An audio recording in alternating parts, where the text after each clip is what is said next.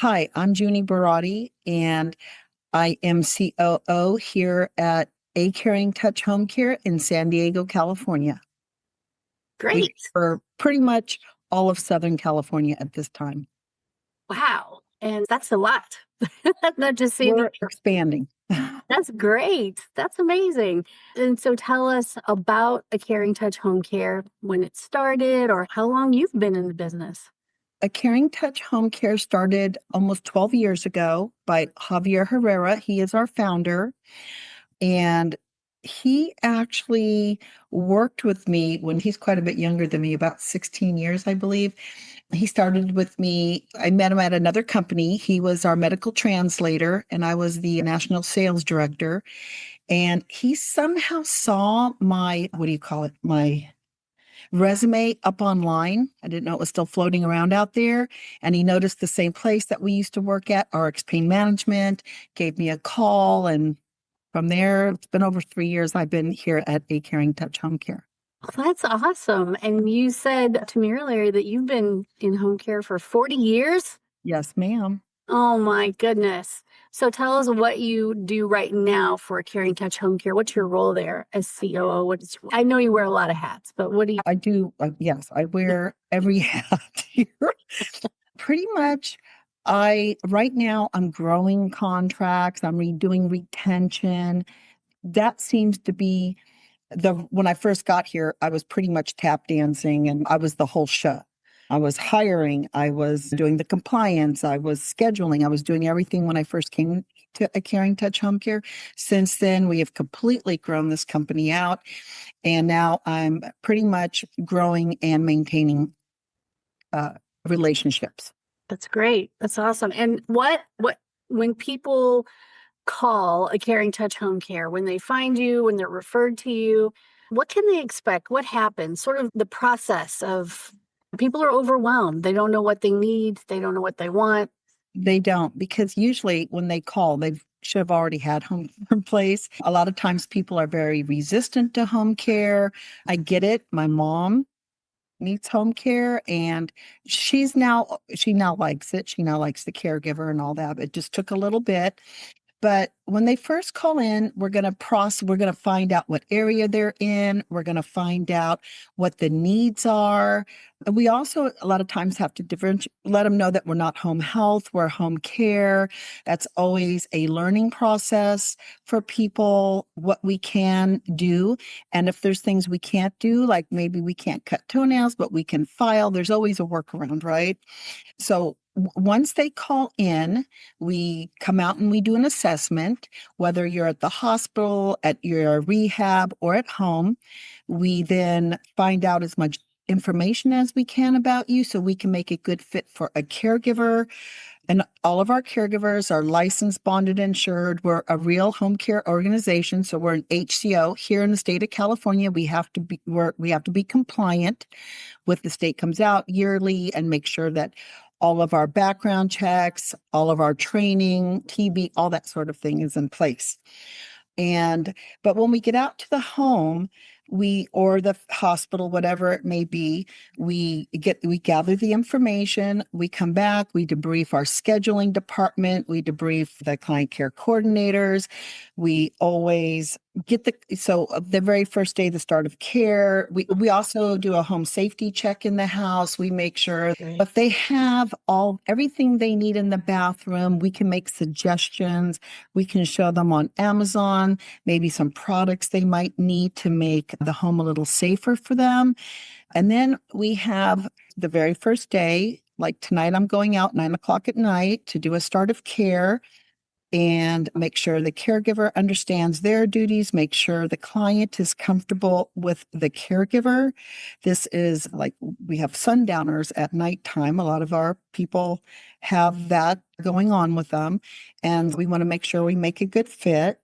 And no matter what the need might be, whether you just need a shower, a standby assist at the shower, that seems to be something that's very prevalent with seniors. They're afraid in the bathroom. And so we're there to help, whether it's toileting, showering, if you're bed bound, bed baths, diapering, all that sort of thing. Yeah, as I talk to folks in home care like you and who's, especially those who've been doing this a long time, who really, it's not just when you say, oh, it's home care, it's not just sending somebody out to the house to help. There are 1,000 other things that go along with that. And what you just said, a home safety assessment, recommending products, making sure the person is safe in their home, they have everything they need, really finding out the story. It's a lot of care management. It It almost is. always is. And while everybody says home care, but really a good home care agency with a really stellar set of leadership like you, this is it's bigger than just sending an aide out to the house or a caregiver out to the house. It's all about the safety of the client and things they just would never think of. People haven't been in this position before a lot of times. And They don't know what to expect from the home care aide. It's like you said, it's not just sending somebody out there. Every household we go into is different. Some Yes. have dogs, some have cats. We have to make a match there. Some don't want us to wear shoes. So we're always respectful of whatever their traditions or whatever we're walking into, because we're there to enhance. We're not there to take over any independence. We're there to enhance your independence, keep you home for as long as you want to be there. And just every situation is different. And so it's reading the room, reading the Right. person, and getting that caregiver to they also have to switch from household to household. It's not just telling them. They're going into some households where the person may have dementia, and then the next household, the person's it's a physical, not their mind is that they can remember, but maybe they just need assistance all the time, a standby assist. So every household's different. Yeah, absolutely. And you mentioned that you're going out at 9 o'clock at night to do a start of care. So that tells me that you guys do, and maybe it's mandatory all over, but not every home care agency does They that. don't. So you getting back in the car at 9 o'clock, that's my bedtime.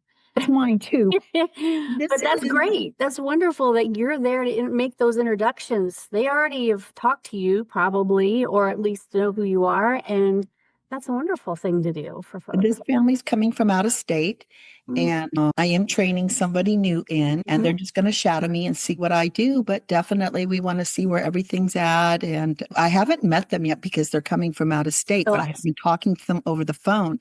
So I will get there an hour earlier just to talk with them. And then the caregiver will arrive at 9 o'clock, and I'll do the start of care at that time to kind of show them around. Yeah. That's great. Every start of care, we're out there for sure. I think that's important because it's hard to not know who's going to arrive at the door, and then it's a little awkward. People haven't met each other. Some caregivers, I'm sure, are great at it and can introduce themselves and take care of the whole thing, and they get it. But there's a lot of times when folks need a little extra introduction time, and maybe the caregiver's new, like you said, and they may not know exactly what questions to ask. So I think that's wonderful that you guys do that. And what I like is I like every client care coordinator. It's always not the same one because different people are on call, but I do like the ones who connect the most to try to do as much of their own starts of care, since they're already that trusted face for that person, for that client, I should say. Yeah, absolutely. And I imagine, and you also touched on cultural differences. So being respectful of people's wishes when you walk in the door. And of course, San Diego and Southern California is a melting pot of culture. Huge melting pot. Yeah. So you guys get to see all kinds of different cultures and have become aware of, the potential requests of certain cultures. And that's amazing too, because I know that caregivers, and I'm sure that you being there or someone else being there for start of care is great because they may not have experienced that culture yet or been in a house like that. Taking the shoes off is a great example.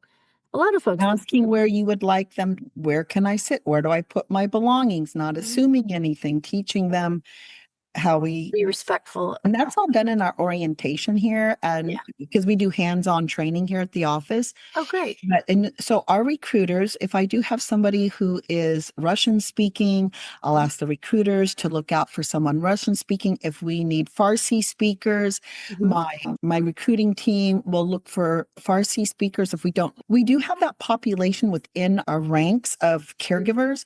However, sometimes we may need, they will look if sometimes some people prefer Tagalog speakers. They love Mhm. the, not that we don't, if that's what they understand best, of Right. course we're going to try to keep that, but for sure we're always looking for that diverse population to serve either diverse senior population.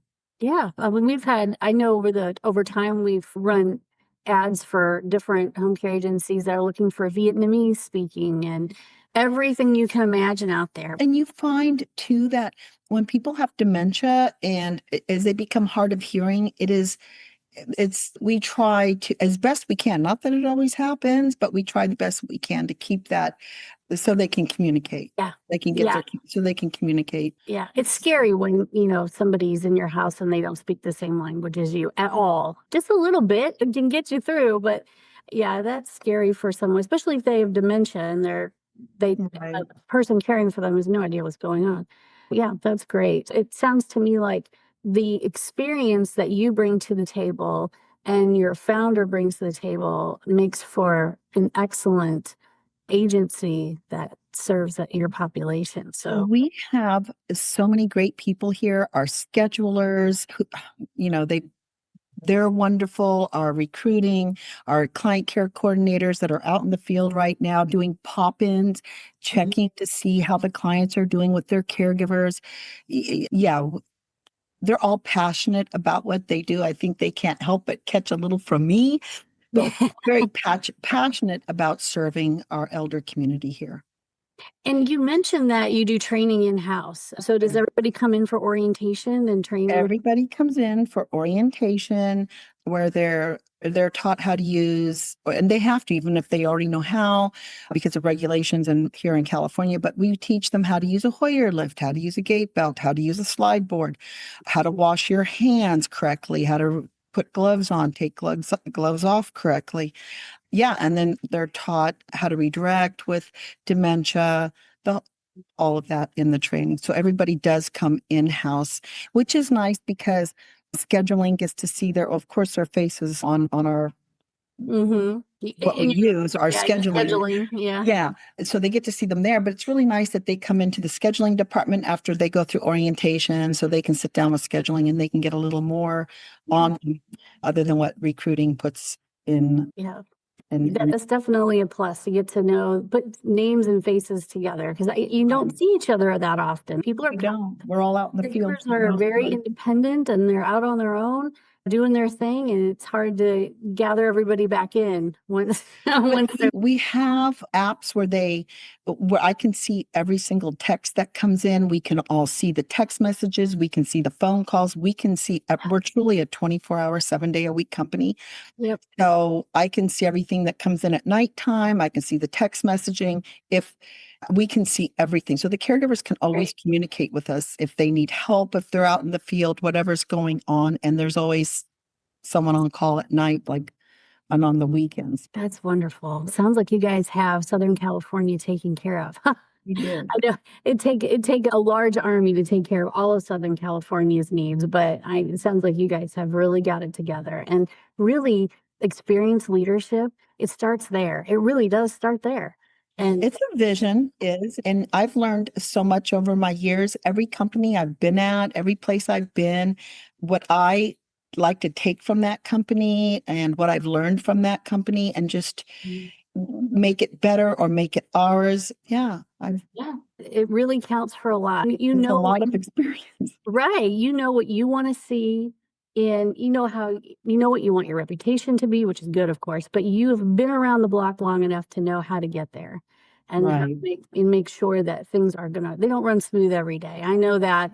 They don't, but in the end, I want to be the easiest company to work with. Yeah. I want to be easy to work with the referral sources, Yep. with the clients, with their adult children.